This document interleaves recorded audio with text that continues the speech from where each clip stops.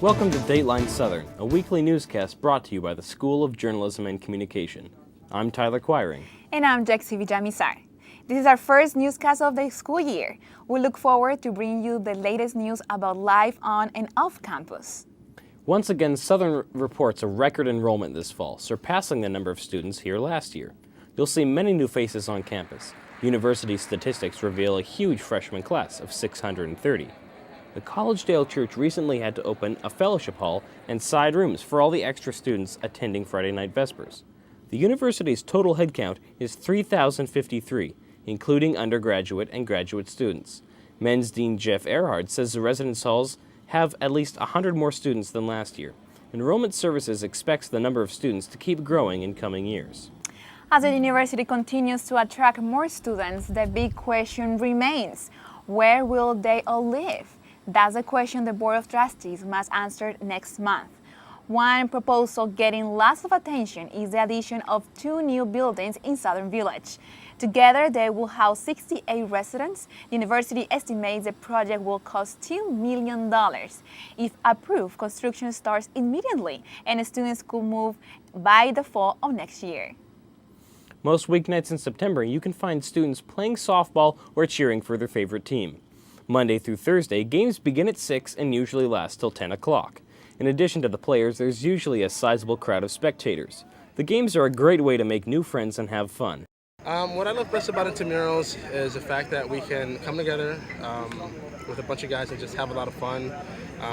And we meet people that we would normally meet, like our opponents and things like that, and it's just good camaraderie. This year, 38 teams with about a dozen members each compete. Softball season ends with all-night softball on Saturday, October 2nd.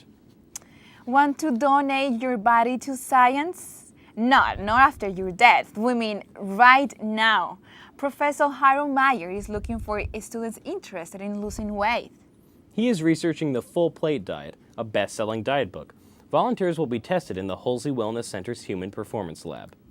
Dr. Meyer said the healthier you are, the better student you are. If interested, contact Dr. Meyer in the School of PE, Health, and Wellness. If you didn't recognize your classroom number at the beginning of school, here's why. During the summer, Plant Services began changing room numbers campus-wide, starting with Thatcher Hall. Plant Services' Dwayne Gardner says the dorm simply ran out of numbers, so the university decided to change the entire numbering system for all classrooms and offices to make it easier for the locksmith. All new numbers should be posted in the next few months. During the summer, the School of Journalism and Communication updated the computers in Brock Hall's Mac Lab. Mac Lab assistant Aaron Cheney says the new 27-inch iMacs offer a bigger and clearer screen and faster processor and a built-in SD card slot. Student feedback has been positive, especially from photography majors who enjoy the built-in SD card slot for the ease of transferring pictures. Senior mass communication major Ricky Oliveras enjoyed how Southern tries to stay up to date with the newest technology to provide students with the best. More than 50 graduate students have enrolled in the university's new Master of Social Work program. Most students will graduate with a Master's in Social Work degree within a year. The department expects 75 students to enroll in the program next year. Friday night, students packed the Goliath Wall for a different kind of Vespers. Musicians perform an outdoor concert beneath the rocks. Students watch as fellow classmates sang and play songs. It's the first time the chaplain's office has used the Goliath Wall as a venue. This year, despite a 30% chance of showers, the concert went ahead as planned. Worship leaders also read scriptures and shared testimonies between artists. The chaplain's office said they might plan another outdoor Vespers next semester. Besides Friday night Vespers, the chaplain's office wants to reach more students, even if it takes a knock on their dorm room. Student chaplains have been assigned to each residence hall. One of those chaplains is in the studio today, Senior Theology Major Jeff Harper. Jeff, thank you for joining us. How are you doing? I am doing great. God is good. Can't complain. It's a beautiful day outside. Jeff, what do you call this program, and how did it get started? It's basically, my title is Chaplain in Towledge Hall, so that would be the name of the program. And how it got started was with the chaplain at Southern, Brennan Kerstein. Last year, he noticed as the school numbers were increasing that there's a potential risk for students getting lost in the system. They go to the caf and they go to their classes and they go to the room and that's it. And there's no interaction with any people. And he realized the need just for more personal interaction, more personal contact. And so because of that, he wanted to start up a position specifically working in Talchal, but also Thatcher. I have a counterpart in Thatcher. Her name is Jolene Schaefer, doing the same thing that I am. And that's kind of how it got started. So tell us how the students have response to this. Yeah, there's been some good response. Basically, what my job consists of is going door to door and praying with people. So it's exciting because God is the one who leads me. Every evening before I go into the dorm, spend some time in the chapel for 10, 15 minutes just asking God for direction, who He wants me to talk to. And so it's very a Holy Spirit-driven ministry. And God has set up some really cool divine appointments, or being able to talk to guys and meeting people. And so far, people have been receptive to it. Every once in a while you come across a guy who's been like, what are you doing here? But for the most part, very receptive. So what's your personal motive and relationship to evangelism itself in this setting as well? Yeah, good question. God has placed in my heart a passion for people, and in that passion, I just see a lot of guys who need Jesus, and they need a mentor, someone they can look up to, and I just want to be a positive influence to provide a place, a person that guys can come and talk to if they need to talk to anyone. Okay. And now, I understand there's a weekly student-led prayer meeting. Can you tell us more about that? Absolutely. On Tuesday nights, there's a prayer meeting called UP, which stands for Unceasing Prayer. And I'm not actually leading that. Jose Duran is, and he came up with the idea, and so I'm helping him get it started. But every Tuesday night at 9:15, there's a group of guys in the Talge Chapel that will be praying. So how is this program going on the girls' Yeah, side? Jolene is doing an excellent job doing something very similar. Both of us are working closely with the RAs to find out what girls or guys that we can talk with, because they see the students on a more regular basis, and she is doing something very similar, going door to door, talking with girls, praying with girls. She has a much larger place to do so. The girls' dorm is a lot bigger, but going very well in the girls' dorm as well. So do you think the plan is going to work out in the end on Southern's campus? Absolutely. The more personal contact, the more people praying, the more guys and girls that are getting on their knees and seeking God, the better that our campus will be.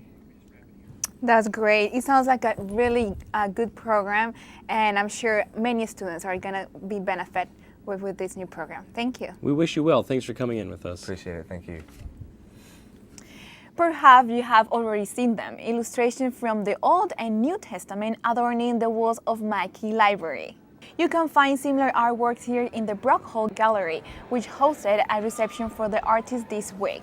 Barry Moser is a Chattanooga illustrator who has won national acclaim.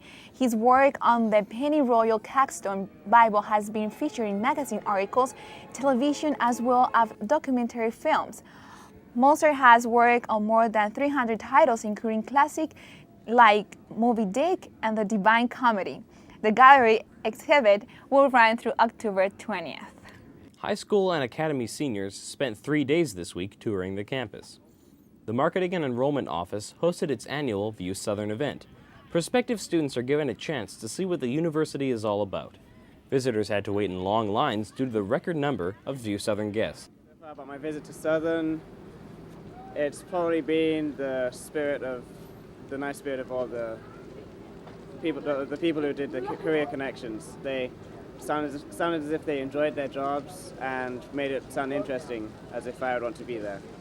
Talge Hall Deans reported more than 200 visitors stayed in the men's dorm.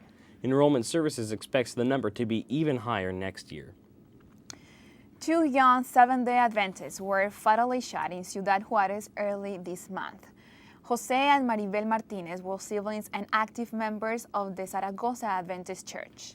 Worrying drug cartels shot the young adults in their vehicle outside a medical clinic. An Adventist church leader believes this was another case of mistaken identity. A witness overheard the shooters say they had shot the wrong people. Nearly 5,000 people have been killed in Ciudad Juárez in the last 2 years. Let's remember to pray for our fellow believers in Juárez. There's a new place on campus to hang out. Located in Fleming Plaza, the university has created Improv, a new alternative where students can study, eat, and relax. Interior designer Becky Jernis used words to decorate the walls to inspire visitors. The dining room has 55 seats available, wireless internet, and 2 flat-screen TVs. Village Market managers are responsible to open and close the place and keep it clean. Improv is open from 8 in the morning to 9 at night. The university's student directory, also known as the Joker, was just released. Their release party was the Battle of the Sexes and included games and activities for most of Saturday night. The Joker is significantly smaller this year, but all the pictures are in color. If you did not get your Joker at the party, you can pick one up at Student Services. So, Tyler, what do you think about the Joker this year? I think it's interesting that it's in full color. I think that's going to be a welcome change. Definitely. Did you look up yourself No, already? but I did look up you. What do you think about Me? your picture? Oh, horrible. I don't like it. Oh, that's too bad. Looks like they got a lot more pictures on each page, too. Yeah, yes, definitely. And the cover. I really like the cover, black and white. Yeah. Well, that's all for this edition of Dateline Southern. We remind you it's a joint venture of the TV news reporting and TV studio class. We'll see you next time here on Dateline Southern.